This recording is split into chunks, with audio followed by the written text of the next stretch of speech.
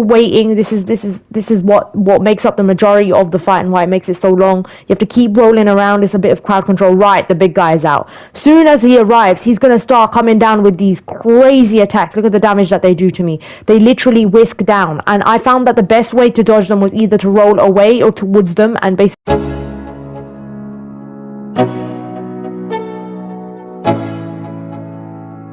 let's go.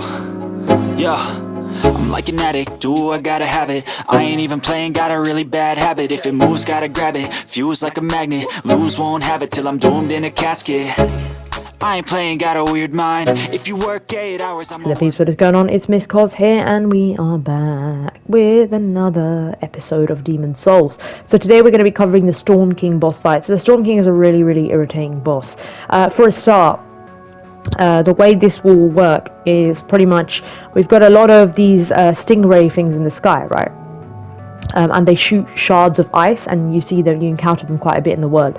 To hit them, to actually kill them, you're going to need this sword. The sword that I've got is actually found towards the end of the arena. So the first time that you're encountering him, you have to roll through all of them and then fetch this sword. Once you've got this sword, you can pretty much deal damage. So the key to this fight, and the reason why I made it so hard, is this timing. As well as those ice shards and all of these rays kind of hitting you, you've got to be patient, otherwise you'll basically get spammed up and die before the Storm King even comes. You've got to take out a considerable amount of them before the big one even comes. So what I do is I took cover behind this little castle thing over here, what is this fortification, and I dodged them, and then as soon as I was ready to attack them, you kind of wait for the openings. It's a very interesting concept, I think, for sure. It was very irritating because the fight is actually flimsy. It's a little bit like the Dragon God one. It's more gimmicky, it's more about puzzles and timing, so it can be really frustrating when you keep dying, and it's an extremely long fight as well. His health bar does take a while to take down. He is a bit of a pain, but yeah, we're smashing through them, as you can see.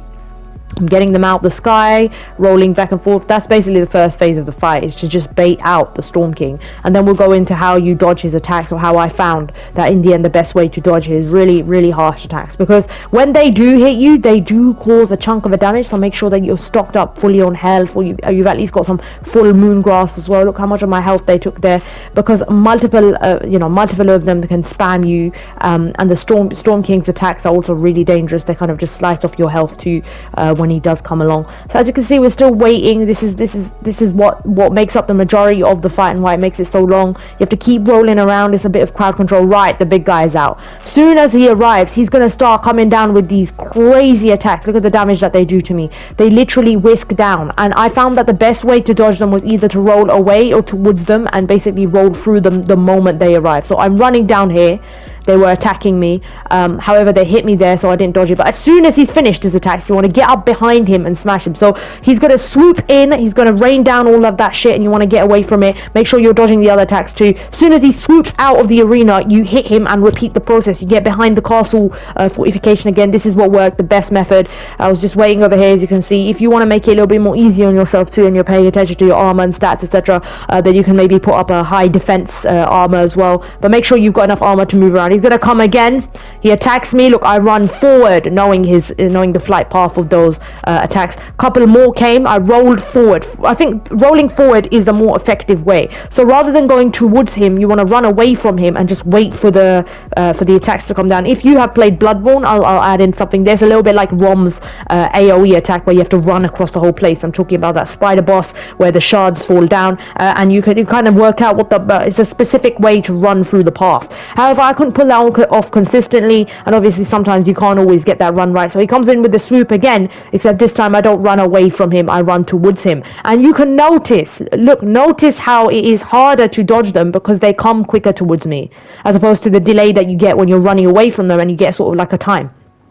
Luckily I managed to get away. As soon as he's swooping out, again, we're literally cutting into him. We're swinging the sword through him, see if he can get more than one extra hit, because the key to this fight is to finishing him off as fast as possible. Otherwise they do get over these rays, whatever, in the sky. They get extremely hard to deal with, because they just keep spamming you, and it basically becomes a roll fest. So I'm waiting over here again. The key to this fight is also patience. That's how I ended up getting through it. It wasn't so much that the concept of the fight was difficult, but rather just making sure that you don't rush it and avoiding all of those shards, waiting for the right times, right opening. So he's coming again with his eye. He's swooping towards me. I roll forward. As you can see, this is the better way to dodge them. He's coming and he's behind me, and I roll forward. and then they're whiskey fixing me. Then he's gonna go once more. We're gonna wait there and smash into him. As soon as he's going away again out of the arena, we're literally dealing damage. We're getting in there now. I wasn't letting him get away. And the quicker and the more hits you get in per every time he swoops in and out, the quicker you'll get through his health bar. So he takes a while, as you can see. He's got massive health bar. But it's interesting to see. Okay, look, he's coming back over here again. We're gonna wait. We're gonna dodge this way. So as soon as he starts coming in with those shards, we bait them, we roll through them, and we shouldn't be going forward, but we can roll forward into them and then roll forward again. I was rushing at this point, so I wasn't dodging them properly, but you should always try to dodge, run forward and dodge as they come down rather than opposed to being in front. It's a little bit more risky. However, I was confident enough to take the risk, and once I nailed down this fight, it was pretty much that. There's some collectibles around this area that you can collect as well. But yeah, overall, Demon Souls was a really, really enjoyable experience. It's really interesting to see how the bosses in the later games became more reliant on you know, second phases, third phases, but Demon Souls had more kind of it still has some relatively hard boss fights as well. Because I think Penetrator, Old King Allen, Man-Eater, Flame Lurker were more so reminding me more so of Bloodborne-esque bosses, or maybe Dark Souls 3 bosses, as those are the 3 experiences that I've played. However, Demon Souls, the concepts are easier to narrow down. Bosses have less phases, and some of them rely more on puzzles and just working out the method and stuff.